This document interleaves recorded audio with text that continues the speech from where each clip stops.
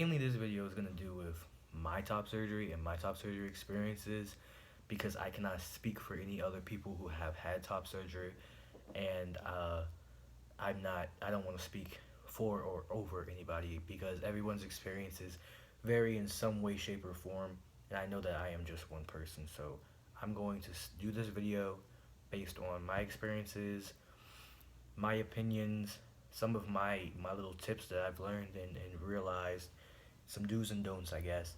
And because this video has so much information that needs to go into it, and I don't want to leave you hanging. I want to kind of cover as many bases as I can. I'm going to do a part 2 video most likely, and I hope I can cover everything in 1 and 2 videos. But if I need to do a part 3, then I will do that too. First and foremost, my top surgery was August 18th, 2016, I think around 11 in the morning. And I had my nanny, aka my grandma, accompany me.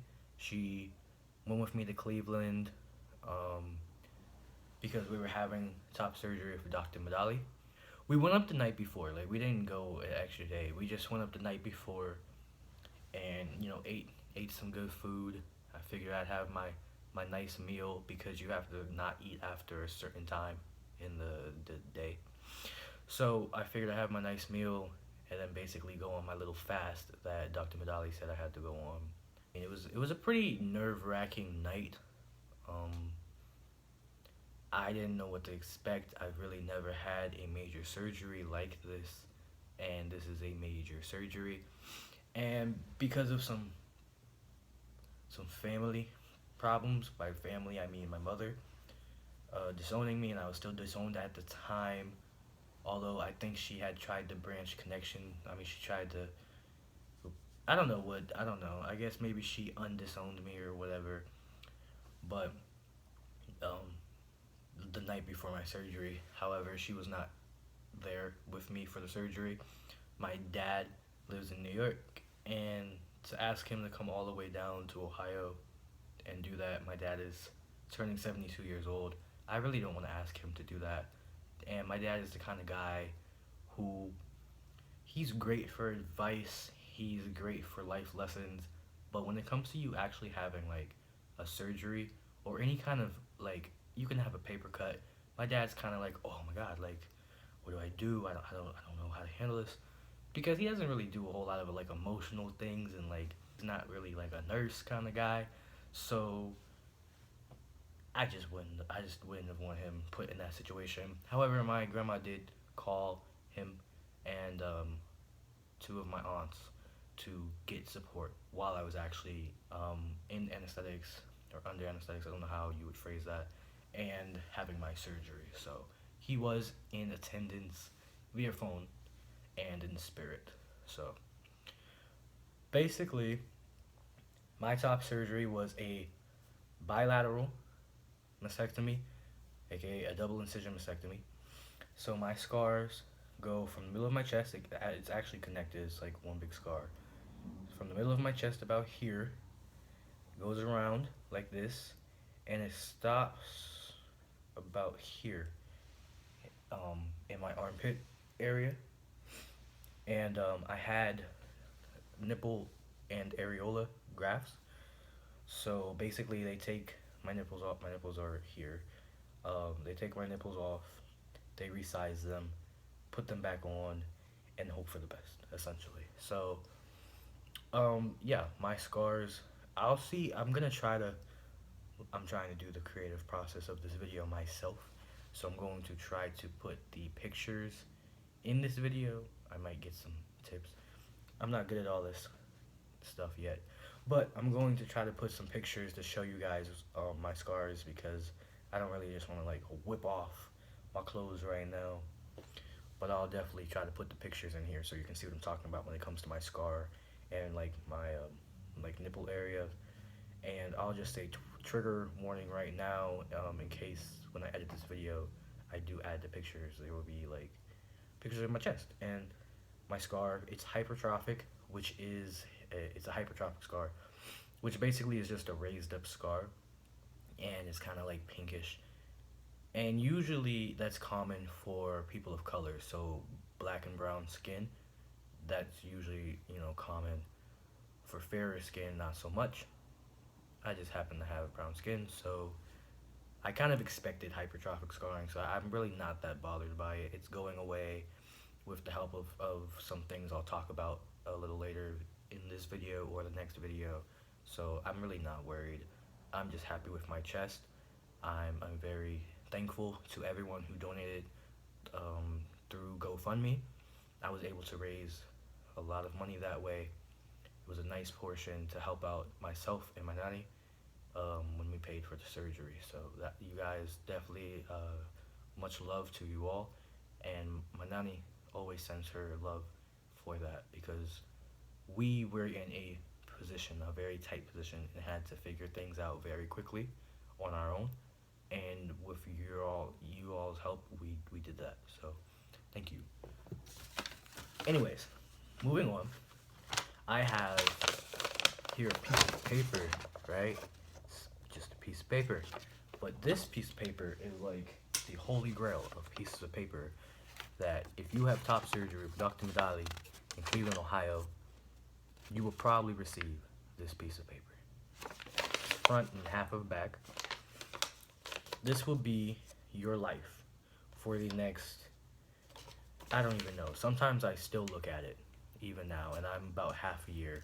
It's been about half a year since I had my surgery. So this paper will need to be somewhere on or near you at all times because there's a lot on it. That's why I have things highlighted. There's a lot on it, and you will not remember every single thing off the top of your head at all. I promise you that. You can try, but it's better to be safe than sorry. So I'd rather, for you all who's considering top surgery or you're gonna have top surgery with Dr. Medalie, I'd prefer you guys to have this paper somewhere close by that, you can reach it. You don't always need someone that's a caregiver telling you everything, so you can reach it, you can read it.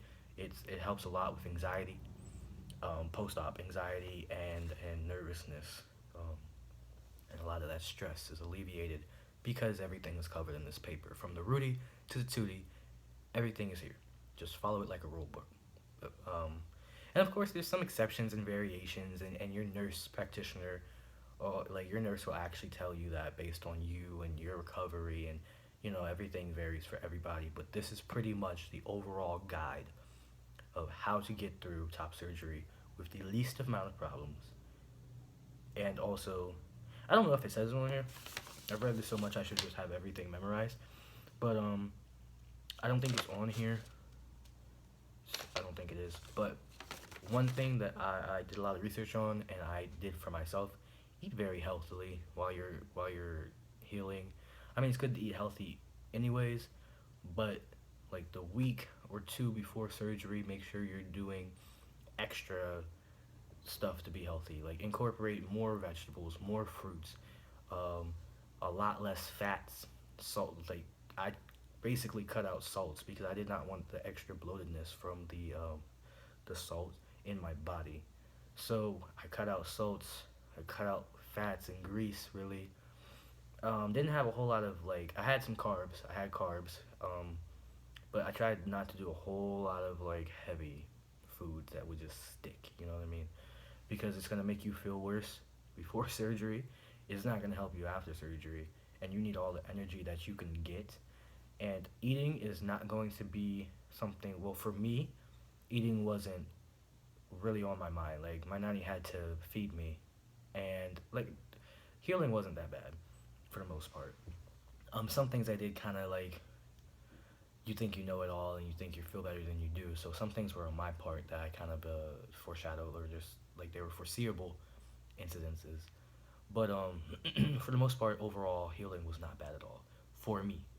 Now I know plenty of people who they went through hell and back healing, and I'm just fortunate enough to not have gone through that. So healing for me was fairly good, and I think one thing that helped me feel so good was I ate.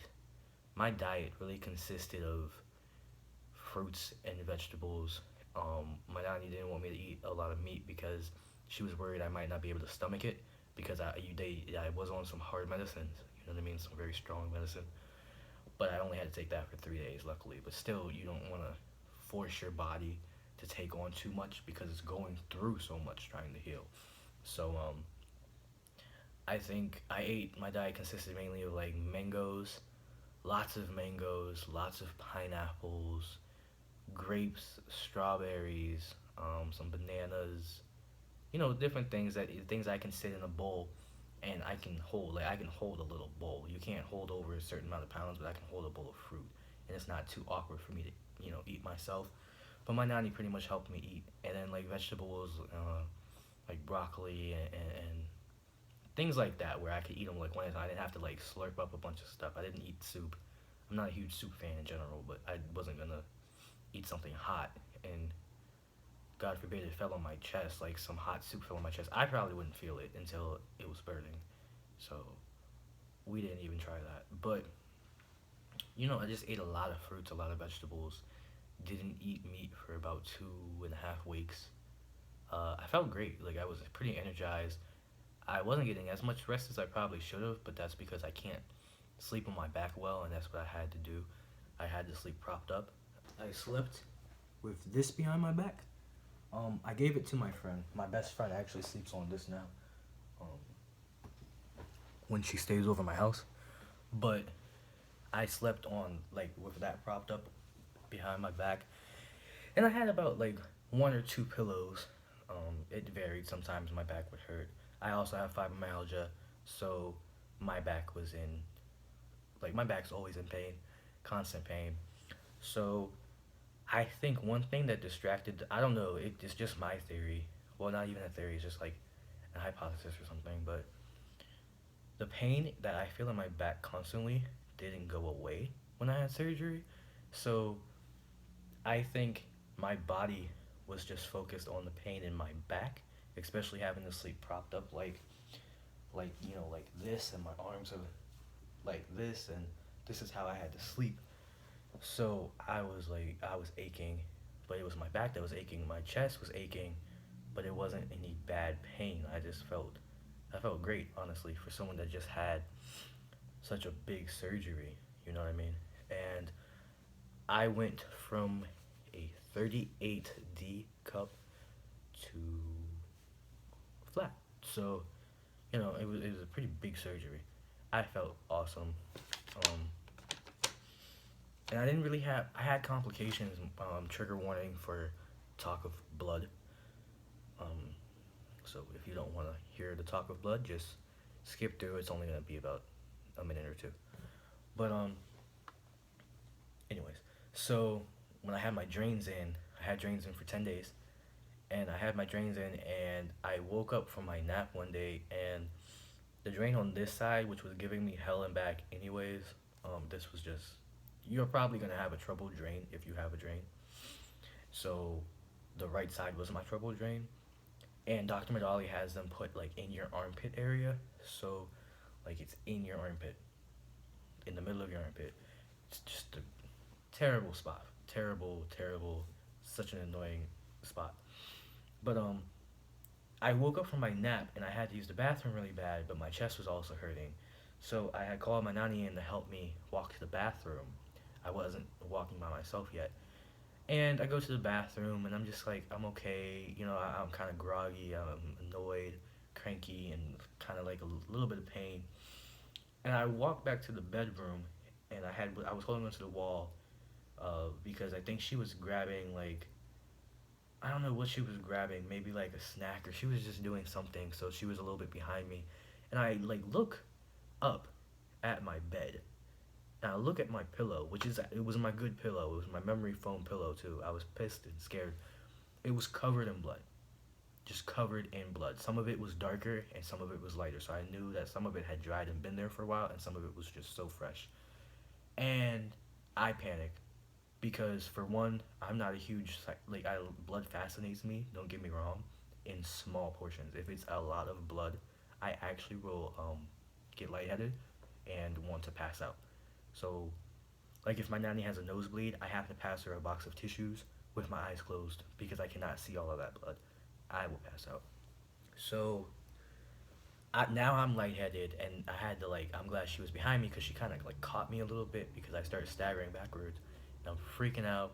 She looks, and internally you can tell she's freaking out, but she can't freak out like, because I'm freaking out. So she cleans everything up, and now we're trying to figure out what happened, and there wasn't a blood clot in the drainage tube. Like we had made sure that we were, getting that flowing, and make sure there was no blockage in there.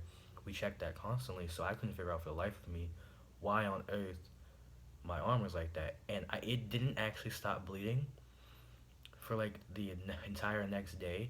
So at 3 o'clock in the morning, we went to the hospital. Terrible decision. I think I probably should have. I don't know if I should have sued this doctor or filed something. I forget. One of my friends told me I should have filed some type of complaint, but I didn't. We went to the ER, and this first of all, the nurse had like, she was so confused, and they kept asking like, why did you have this top surgery? Because at this time I had had top surgery, like I think it was, I was like 2 days out of top surgery, honestly, or 2 or 3 days. And they kept asking like, why'd you have top surgery, why'd you do this, but I'm just like, because yeah, I wanted to. So the nurse was like, oh, so it was like voluntary and it wasn't for medical reasons. I was like, I guess like I just really just want to know why I'm bleeding out of my armpit like so profusely, because I expected a little bit of blood, but I didn't expect it to just be pouring out, and ruining like everything. So she was really getting on my nerves, and I was tired, and loss of blood just, it's just bad. So, and my nanny was worried. And it's 3 o'clock in the morning, like we're both exhausted. So the doctor comes in. It would now common sense says I just had this surgery. I can't move my arms, like I don't have a range. Now I can move my arms pretty much wherever I want. At the time, I could only move my arms to here, about like this was my range. Like this, couldn't put my arms down because of the drains. So this is my range right here. The doctor starts complaining because I can't move my arm back far enough for him to see under my armpit. So I tried turning like this a little bit so you can kind of like, he can see at a different angle even though I can't lift up my arm that well. And instead he just yanks this arm back like this, and I've never, like, that pain was so freaking bad. Like my nanny got out the chair. I thought there was gonna be some problems. I was yelling at the doctor, and then he's like, "Oh, just put pressure on it." And he's like, "What the hell? Like we've been putting pressure on it." So he was not helpful. One of the nurses was definitely not helpful. Two other nurses ended up coming, and one of the guy like, two other nurses came, and like, this guy gave us a whole bunch of extra gauze and medical tape and some like non-stick pads and everything. Like he was so helpful because him and the other nurse felt bad, I guess, because the doctor kept grilling me on why I had this surgery. The nurse kept grilling me on why I had the surgery, and all I wanted to do was get out. So yeah, the last two nurses were awesome. They were amazing. Thank you guys so much for the help. So that was really the only complication, like major complication I had, and it stopped bleeding really after I think the next day or so. So I mean, it wasn't bad after that. And once you get your drains out, it's pretty much smooth sailing, at least for me. Getting the drains out was a lot easier than I expected. However, Dr. Medalie puts this sticky foam on your chest, and when having that pulled off by the nurse, I just wanted to fight everybody. I felt like the skin on my chest was being ripped off completely, and I could feel my chest skin lifting, and it was the worst pain I've ever felt. Like that was the as much sensation as I've had in my chest, period, ever in my life. And I don't have that much sensation in my chest now. So it was all bad. I felt like all of my nerves were just being torn out. So that wasn't fun. It will make you break a sweat. But I mean, the the drainage tube was really the only problem on the right side. The left side was fine. Like it was just normal, I guess, drainage stuff. So yeah, I mean those are pretty much my complications.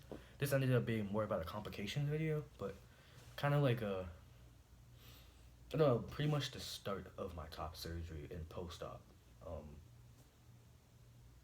post-op recovery time. So part two will be about more about the products I used, the products I'm still using, and just some kind of like a couple of like do's and don'ts and everything. And I might post my surgery pictures in this video in the beginning, or I might post my surgery, like not actual surgery pictures, but I might post an update of my chest or something in the next video. But I'll definitely put a link in this video to part 2 when I get part 2 up and when I get part 2 done. So bear with me. This again has been Kai's top surgery experience and just some helpful tips and information for anyone who's possibly looking into top surgery now or in the future. So part 2 is coming up. Hold on tight, I promise.